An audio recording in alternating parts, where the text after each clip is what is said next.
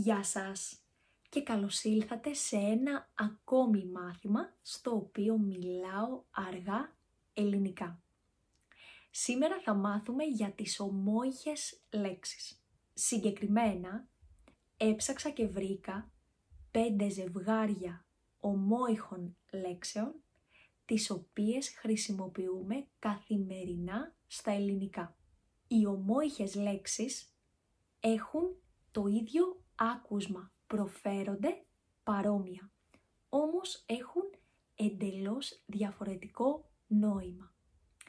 Τώρα μπορεί κάποιος να ρωτήσει, πώς μπορώ να αναγνωρίσω τι σημαίνει η κάθε λέξη αν ακούγεται ακριβώς το ίδιο? Το πρώτο σημάδι είναι η ορθογραφία. Αυτές οι λέξεις γράφονται τελείως διαφορετικά. Και το δεύτερο σημάδι είναι το πλαίσιο μέσα στο οποίο είναι μία λέξη τοποθετημένη. Με άλλα λόγια, όταν μιλάμε δεν λέμε απλά λέξεις διάσπαρτες, αλλά φτιάχνουμε προτάσεις. Μέσα σε μία πρόταση η κάθε λέξη έχει τον δικό της ρόλο και όλες μαζί φτιάχνουν ένα νόημα. Οι ομόηχες λέξεις, κατά τη γνώμη μου, είναι ένας έξυπνος τρόπος για να εμπλουτίσετε το λεξιλόγιό σας. Για παράδειγμα, σήμερα θα μάθουμε 10 λέξεις που αντιστοιχούν ηχητικά σε μόλις 5. Η πρώτη λέξη για σήμερα είναι το κλείνω. Κλείνω με γιώτα είναι το αντίθετο του ανοίγω. Κλείνω για παράδειγμα το παράθυρο ή κλείνω την πόρτα. Όμως κλείνω με γιώτα είναι ένα ρήμα που το χρησιμοποιούμε στην γραμματική. Λέμε για παράδειγμα κλείνω ένα ρήμα ή κλείνω ένα ουσιαστικό.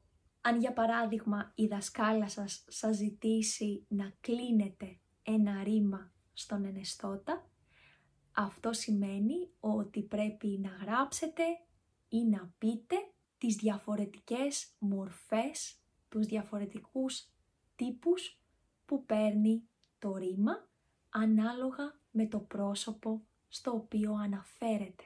Αρκετά νομίζω εξήγησα το ρήμα κλείνω. Πάμε τώρα να μιλήσουμε για τη λέξη πείρα. Η πείρα είναι η εμπειρία. Ένας άνθρωπος που έχει πολλή πείρα στην δουλειά του είναι έμπειρος ή μπορούμε να τον πούμε και επαγγελματία. Πείρα όμως με ήτα είναι ο αόριστος του ρήματος παίρνω. Για παράδειγμα, ποιος πήρε τα κλειδιά? Εγώ τα πήρα. Τα έχω μέσα στην τσάντα μου. Πάμε λοιπόν τώρα στο τρίτο ζευγάρι. Όμως με όμικρον είναι ένα μέλος του σώματος. Για παράδειγμα, με πονάει ο ώμος μου επειδή έκανα πολύ γυμναστική. Κάτι που δεν συμβαίνει με μένα σχεδόν ποτέ, γιατί δεν κάνω και πολύ γυμναστική. Δεν γυμνάζω τον ώμο μου. Συνήθως περπατάω. Η λέξη όμως όταν γράφεται με ωμέγα σημαίνει αλλά. Είναι ένας σύνδεσμος που δείχνει την αντίθεση. Για παράδειγμα, έψαξα όλο το σπίτι για την τσάντα μου, όμως δεν τη βρήκα πουθενά. Πρέπει να την έχω ξεχάσει στη δουλειά μου. Η επόμενη λέξη είναι η λέξη νίκη. Όταν είναι ουδέτερο ουσιαστικό, σημαίνει το ποσό, τα χρήματα που πληρώνουμε, αν κάπου μένουμε προσωρινά, στον ιδιοκτήτη του σπιτιού. Όταν όμως είναι θηλυκό ουσιαστικό, τότε σημαίνει τη θετική έκβαση ενός αγώνα.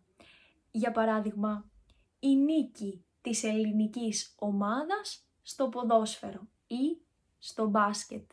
Το τελευταίο ζευγάρι για σήμερα είναι το ρήμα σήκω και το ουσιαστικό, το σήκω.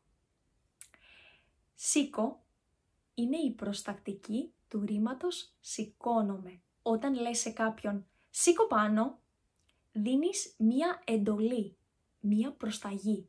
Για παράδειγμα, πω πήγε αργά, σήκω να πηγαίνουμε στο σπίτι. Το σήκω από την άλλη είναι ένα φρούτο καλοκαιρινό και προσωπικά το αγαπημένο μου.